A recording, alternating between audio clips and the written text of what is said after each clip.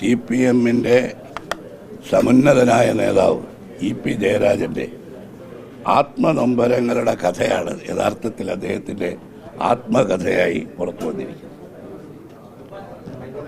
കേരളത്തിലെ ജനങ്ങൾ കഴിഞ്ഞ ലോക്സഭാ തെരഞ്ഞെടുപ്പിൽ വിലയിരുത്തി. CPM പ്രവർത്തകർ അടക്കിപ്പിടിച്ച് പറയുന്ന ഒരു കാര്യമാണ്, രണ്ടാം പിണറായി സർക്കാർ ദുർബലമാണ്, രണ്ടാം പിണറായി സർക്കാരിലെ മന്ത്രിമാർ ദുർബലമാണ്, ജനങ്ങളുടെ പ്രതീക്ഷയ്ക്കൊത്ത ഭരണം വന്നില്ല എന്നുള്ളത് ഞങ്ങൾ നിരന്തരം ഈ ഗവൺമെൻറ്റിനെതിരായി പറഞ്ഞുകൊണ്ടിരിക്കുന്നതിൽ നിന്ന് വ്യത്യസ്തമായിട്ട് മാർക്സിസ്റ്റ് പാർട്ടിയുടെ അടികളിൽ തന്നെ ശക്തമായിട്ടുള്ള അഭിപ്രായം അത് അദ്ദേഹത്തിൻ്റെ ആത്മകഥയിലൂടെ അദ്ദേഹം പറഞ്ഞു വയ്ക്കുകയാണ്. അതുമാത്രമല്ല, ഏറ്റവും ഒടുവിൽ ഉണ്ടായ സംഭവത്തെക്കുറിച്ച് അദ്ദേഹത്തിൻ്റെ പ്രതികരണം വന്നിട്ടുണ്ട്. ഇരുട്ടി വെളുക്കുന്നതിന് മുമ്പ് പാർട്ടി വിട്ട് കോൺഗ്രസ് വിട്ട് CPM-ലേക്ക് വന്ന ഒരാളെ സ്ഥാനാർത്ഥിയാക്കിയത് സരിൻ പാലക്കാട്ട് ശരിയോ തെറ്റോ എന്ന് കാലം തെളിയിക്കുമെന്നാണ് അദ്ദേഹം പറഞ്ഞത്. PV അൻവറിനെ പോലെ പല ആളുകളെയും സ്വതന്ത്രന്മാരെ നിർത്തി അവരെ തോളിലേറ്റ് നടന്നതിൻ്റെ ദുരിത ഫലം അനുഭവിക്കുന്ന ഒരു പാർട്ടി ഇപ്പോൾ ഇങ്ങനെ സരിനെ ഈ ഒറ്റ രാത്രി ഓവർനൈറ്റാണല്ലോ അദ്ദേഹത്തിൻ്റെ മാറ്റം, അതാണല്ലോ ഇരുട്ടി വെളുക്കുന്നതിന് മുമ്പ് അദ്ദേഹം സ്ഥാനാർത്ഥിയായതിനെക്കുറിച്ച് കാലം തെളിയിക്കട്ടെ എന്നവർ ഒട്ടനവധി കാര്യങ്ങൾ പറഞ്ഞിട്ടുണ്ട്. ഇ.പി. ജയരാജൻ പാർട്ടി കമ്മിറ്റികളിൽ പല കാലങ്ങളിൽ പറഞ്ഞിട്ടുള്ളതായി മാധ്യമങ്ങളിൽ വന്ന കാര്യങ്ങളാണ് ഈ ആത്മകഥയിലുള്ള പലതും. മാത്രമല്ല, കേരളത്തിലെ ജനങ്ങളോട് മൊത്തത്തിൽ അദ്ദേഹം പറഞ്ഞിട്ടുള്ള കാര്യങ്ങളും ഈ ആത്മകഥയിലുണ്ട്. അതേ യഥാർത്ഥത്തിൽ ഇ.പി. ജയരാജൻ കുറേ കാലമായി ഒരു മുറിവേറ്റ സിംഹത്തെ പോലെയാണ് മാർക്സിസ്റ്റ് പാർട്ടിയിൽ നിൽക്കുന്നത്.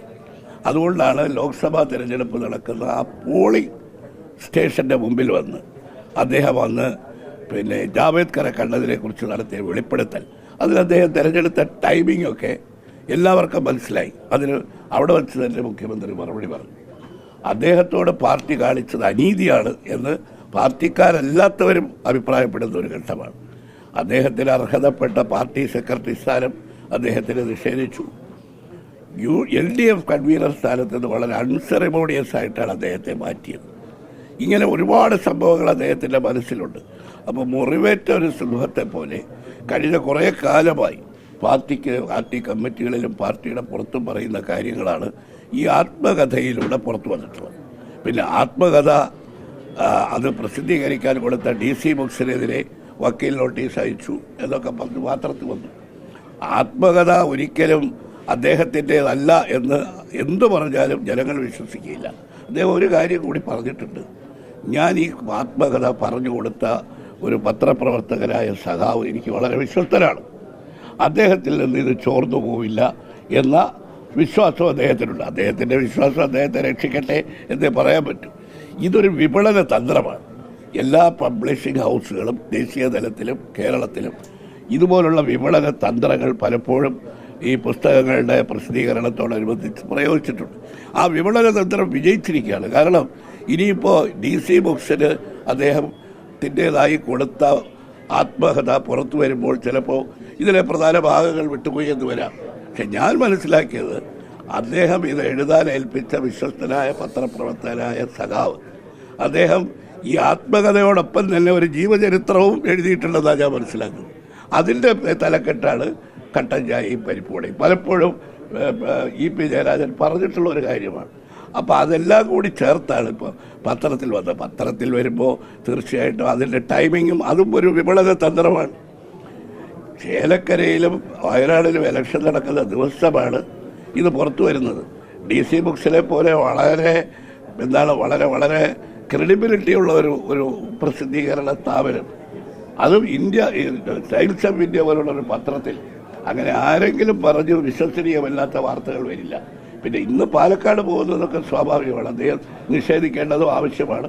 പാലക്കാട് അദ്ദേഹം ചെന്ന് പറയാൻ പോകുന്നതെല്ലാം ഈ പറഞ്ഞ ഇന്നലെയും മിനിഞ്ഞാന്നുമായി പറഞ്ഞ കാര്യങ്ങളാണ്. പക്ഷെ ഒരു കാര്യം ഞാൻ ഈ അവസരത്തിൽ അതിൽ കൂട്ടിച്ചേർക്കുകയാണ്.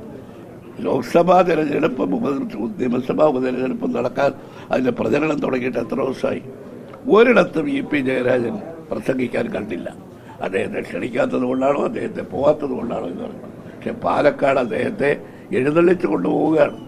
ഇപ്പോൾ അതാവശ്യമാണ്. അദ്ദേഹം അതും ആ പാലക്കാട് അദ്ദേഹത്തിൻ്റെ പ്രസംഗവും ഈ ഒരു മാർക്കറ്റിംഗ് സ്ട്രാറ്റജിയുടെ ഭാഗമാണ്. എന്തായാലും ഈ ഇ.പി. ജയരാജൻ്റെ ആത്മകഥ ഞാൻ നേരത്തെ പറഞ്ഞതുപോലെ ആത്മനൊമ്പരങ്ങളുടെ കഥ അത് വലിയൊരു ആത്മവിമർശനത്തോടു കൂടി ജനങ്ങളുടെ മുമ്പിൽ വന്നിട്ടുണ്ട്.